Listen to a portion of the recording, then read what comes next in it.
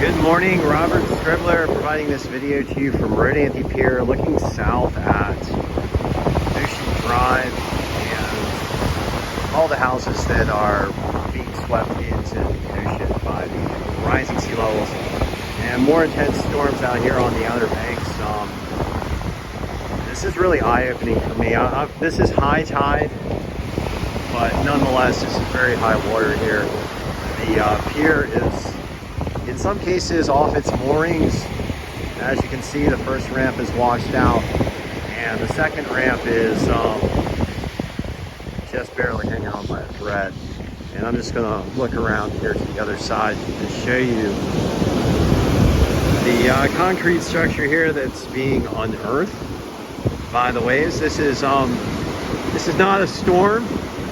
This is a normal high tide on the spring day here. We've had some pretty heavy swell over the past few days, and in the offshore we had a pretty strong storm in the 980 to upper 980s to lower 990 millibar range. So tropical storm strength, maybe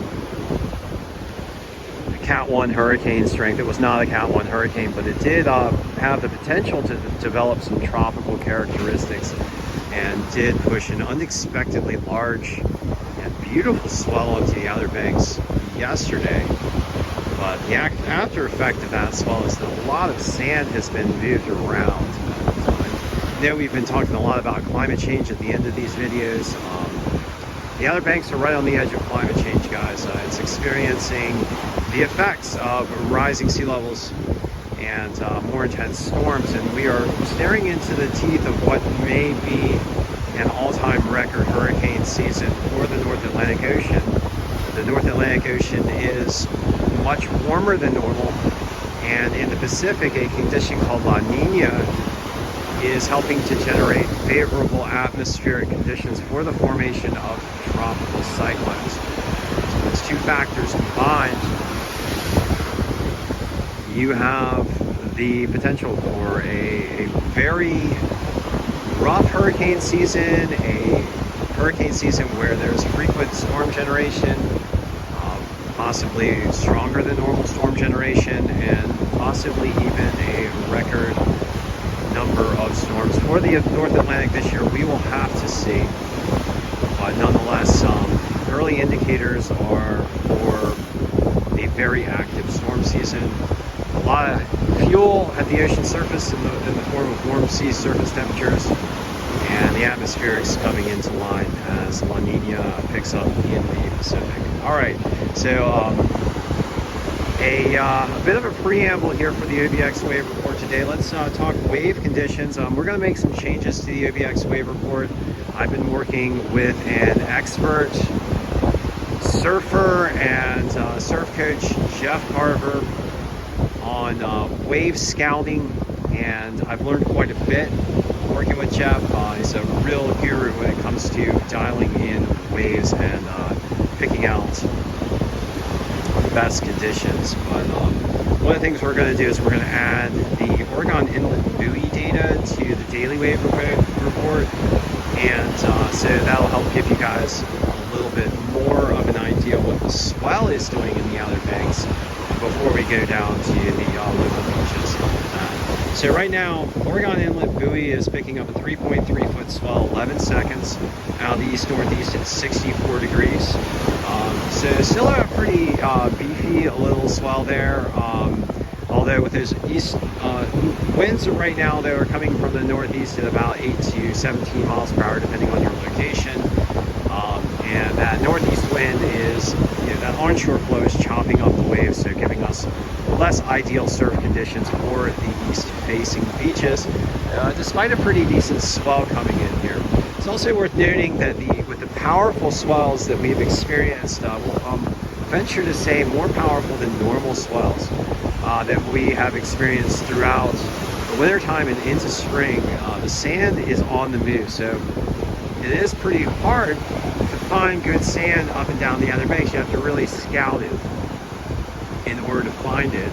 On the flip side, the swell has been very strong lately. So for today, what we're looking at on the east-facing beaches is choppy conditions and moderating swell from that storm heading out into the Canadian Maritimes near Newfoundland, and then a wind swell building up by afternoon, evening. So we get a little bit larger waves by the afternoon and evening time, but that onshore flow with those northeasterly winds is not expected to abate. All right, so at Nag's Head right now, we've got 2 foot plus and slightly choppy conditions. We'll call it choppy. And that wave condition is expected to build to 3 foot plus by evening. Primary swell at Nag's Head coming out of the east-northeast at 2.5 foot and 9 seconds. North winds at 9 miles per hour with higher gusts. Air temperature is about 60 degrees Fahrenheit. Ocean water temperature is 56. For the east-facing beaches, we expect a high tide around 9 a.m. this morning. We're just off high tide right now here at Rodanthe, and you can see the effects of that here on the eroding beaches. And then a low tide by 2 to 3 p.m. this afternoon. At Rodanthe right now, we've got 2 foot plus waves and choppy conditions, as you can see. Pretty rough and tumbly out there. Not too big and gnarly, but definitely some choppy conditions. Primary swell right now at Rodanthe coming out of the east-northeast at 2.6 foot and 9 seconds. We expect that swell to pick up with the wind as we get into evening time. North-northeast wind right now 10 miles per hour. Air temperature is 59 degrees. Ocean water temperature is 57. And at Buxton, 2 to 3 foot and slightly choppy with east-northeast swell at 2.6 foot and 9 seconds. North-northeast winds at 9 miles per hour. Air temperature 60 degrees Fahrenheit. Ocean water temperatures 57 degrees Fahrenheit. And last of all, down at Frisco with those northerly winds blowing across the beaches, 1 to 2 foot, and mostly clean with a water temperature of 58 degrees. We did get some colder water here as the Labrador intrusion has pushed a bit further south, and the Labrador current, which is a cold water current that affects the Outer Banks and the East Coast, has been pushing further south this wintertime than normal. In part, that is due to the fresh water being expelled by the melting Greenland glaciers. So if you're not happy with the cold water conditions this springtime, you can look to the north at Greenland and the massive outflows of meltwater due to the warming climate there, which is causing the Labrador current to become swelled with these colder, fresher waters and push further south. The other thing that's happening right now with our currents is the Gulf Stream has slowed down a bit. It's not, it doesn't have as rapid a draw as it would typically from the coastline, and it's not pushing quite as far to the north here in the Outer Banks. It's moving offshore a little bit earlier, at least for this portion of the springtime in 2024 here. And so what's happening is we're getting these back and forths between cold and warm water, and the water temperatures are cooler than normal, considerably cooler than normal near the coastline, despite the fact that much of the North Atlantic Ocean is much warmer than normal. So you can get these kind of nuances and variances with climate change, and we are definitely seeing them here in the Outer Banks. All right, so let's look at the forecast. Talking a lot today. We're going to probably have about a 12 to 15 minute wave report. We're on the 9-minute segment right now. So looking at the forecast for today, 2 to 3 foot and mostly choppy for the east-facing beaches with northeast winds 8 to 17 miles per hour. Swell building with that wind through evening. As that wind swell comes in, we are expected to have a high in the low 60s and a beautiful day here with sunny conditions. For Friday, 3 to 5 foot and choppy with stronger north-northeast winds blowing at 18 to 26 miles per hour. Clouds and sun with a high around 6. for Saturday. Waves tapering off a little bit as the wind subsides, so 2 to 4 foot plus, and choppy early, but getting fair later in the day. So we might have a window for fairer waves later in the day. Winds once again subsiding from 10 to 18 in the morning to 7 to 11 miles per hour by evening. Mostly sunny throughout the day, highs in the low 60s. And then for Sunday, 2 to 4 foot plus and fair to choppy, fair early, choppy later, with winds starting out light out of the south-southeast early at 6 to 10 miles per hour, and then shifting to the south-southwest and increasing to 10 to 20 miles per hour by evening. Sunny on Sunday with a high near 70 degrees Fahrenheit. And last of all, on Monday, we're looking at 2 to 4 foot and clean conditions early, choppy later, with morning winds at 10 to 18 out of the west early, so light to moderate westerly winds, shifting to the south-southeast at 10 to 20 by afternoon, bringing in that chop. All right, and the conditions on Monday looking pretty sunny with highs around 70 as well. Okay guys, thank you for joining me for this Thursday, the 25th of April session of the OBX Wave Report, as we stand on Rodanthe Pier and look at the effects of climate change. So I'm going to ask you guys to please do everything you can to help protect our coastline from these climate change impacts that we see right now.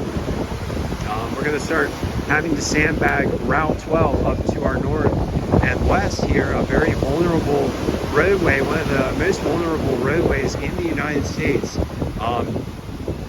Getting constant sand replenishment on the beach facing side and sandbags, all due to rising sea levels, more intense storms, and the erosion that is set off by that. And we're seeing it here in the Outer Banks. The primary solution to the climate crisis right now is the mass deployment of clean energy, which will help us get us to net zero carbon emissions. That is right now the center of gravity of carbon emissions, which is fossil fuel burning. And then the deployment of clean energy will help to halt that fossil fuel burning. And then once we are transitioned to a clean energy posture, we can start working on sequestering carbon from the Earth climate system, which is a bit of a heavier lift, but it's certainly something that we can do. But that will help to reduce the impacts of climate change, which we are now seeing here in the Outer Banks up and down the coastline. So thank you guys for joining me.